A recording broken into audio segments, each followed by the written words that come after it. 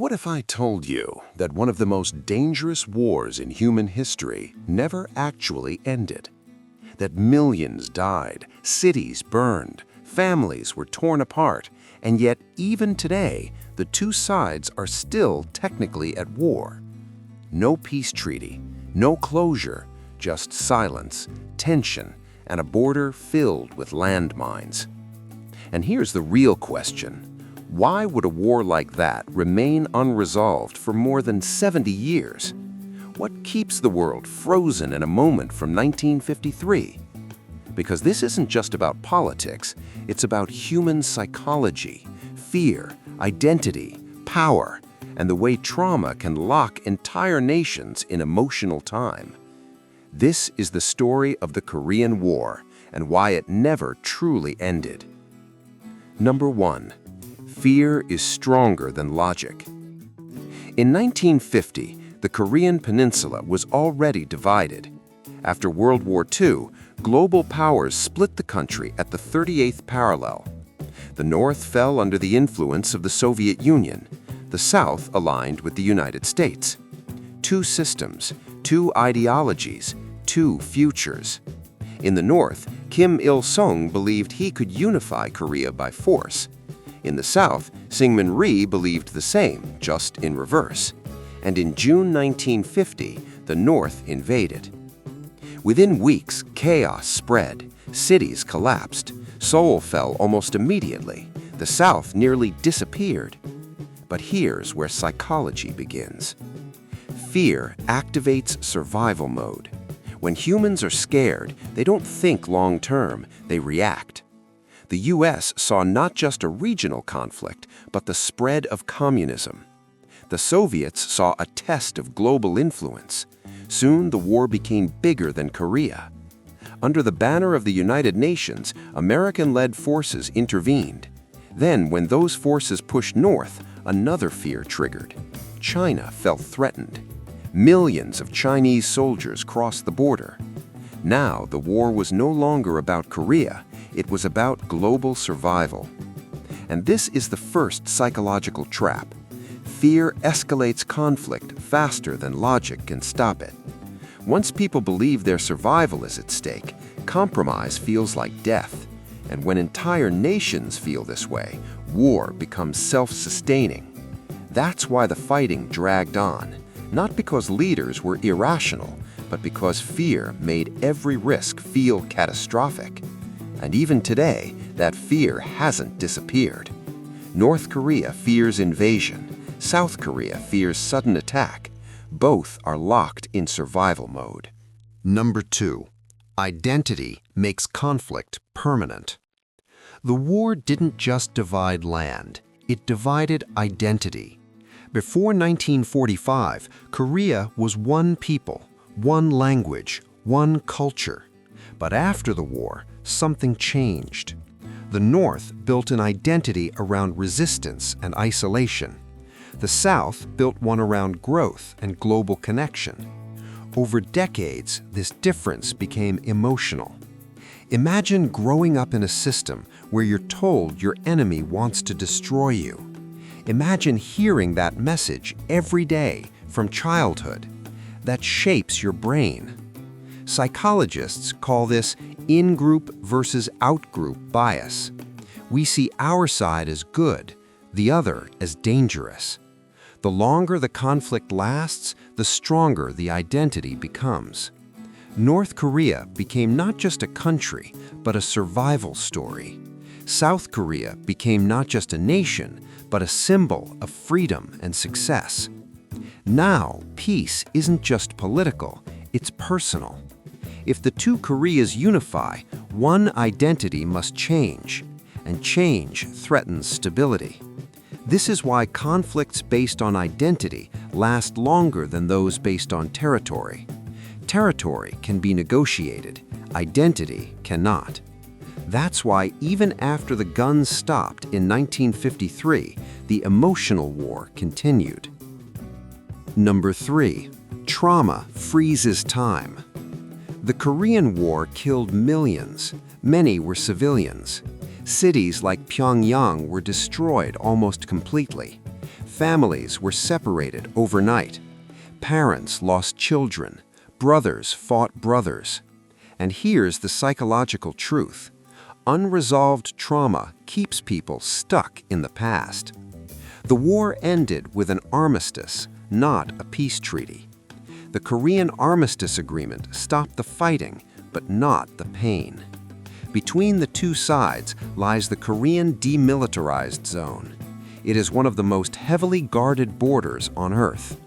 But symbolically, it is more than a border. It is a physical reminder of trauma.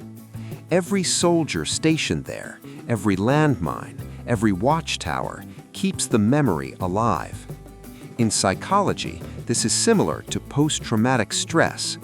When the environment constantly reminds you of danger, healing never happens. So both sides remain alert, suspicious, defensive. The war never ends emotionally. And because it never ends emotionally, it never ends politically. Number 4. Status quo bias and the fear of uncertainty. Here's something surprising. Sometimes people prefer a bad situation over an unknown one. Psychologists call this status quo bias. After 1953, the Korean Peninsula stabilized. Tense, dangerous, but predictable. Over time, the world adapted. South Korea transformed into a global economic power. North Korea built a system focused on control and survival. Now imagine changing that. Reunification could bring economic collapse, social chaos, power struggles. Who would lead? Who would control the military? Who would pay the cost? Even countries around the world hesitate. China fears instability near its border. The US worries about strategic balance. So, despite the danger, the current situation feels safer than uncertainty. And this is a powerful human trait. We cling to the familiar, even when it hurts us. That's why unresolved conflicts often last longer than expected, because peace introduces new risks. Number 5. Power and perception. The Korean War also became a stage for global power. During the conflict, American forces led by Douglas MacArthur pushed far north. But when China intervened, the war turned. The US considered extreme options. Even nuclear weapons were discussed. President Harry Truman ultimately chose restraint. This moment shaped global perception. It showed that escalation could destroy the world. Since then, both Koreas have used perception as a strategy. North Korea projects strength even when weak. South Korea projects stability even when threatened. Because in international politics, perception equals survival. And this dynamic keeps the conflict frozen. Neither side wants to appear vulnerable, so the war continues, silently. But here's the deeper lesson. This isn't just about countries, it's about human behavior. We see the same patterns in our lives. Fear makes us defensive. Identity makes us stubborn. Trauma keeps us stuck. Familiar pain feels safer than uncertain change. And ego prevents reconciliation. The Korean War is a mirror. It shows what happens when emotional wounds go untreated. Even decades later, the conflict lives on.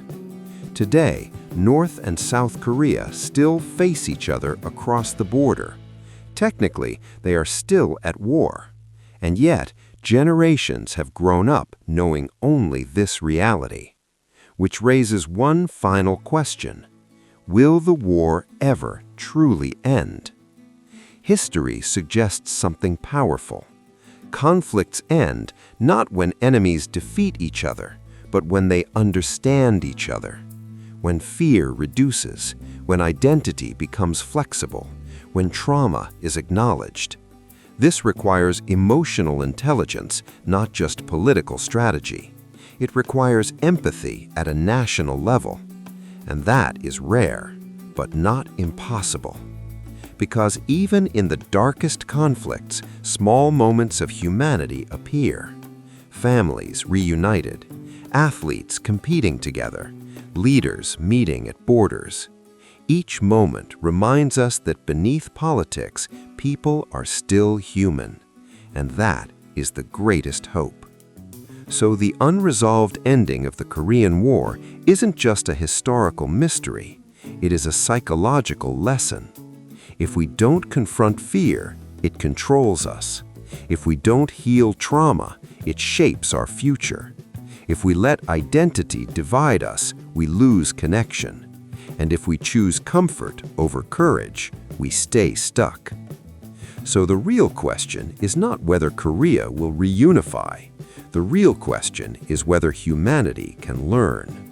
Because the same forces that froze this war exist everywhere. In nations, in communities, in families, even in our own minds. And maybe the first step towards peace starts with self-awareness. If this story made you think, if it changed how you see conflict, history, and human behavior, then you're already part of the solution. Because understanding is the first step towards change.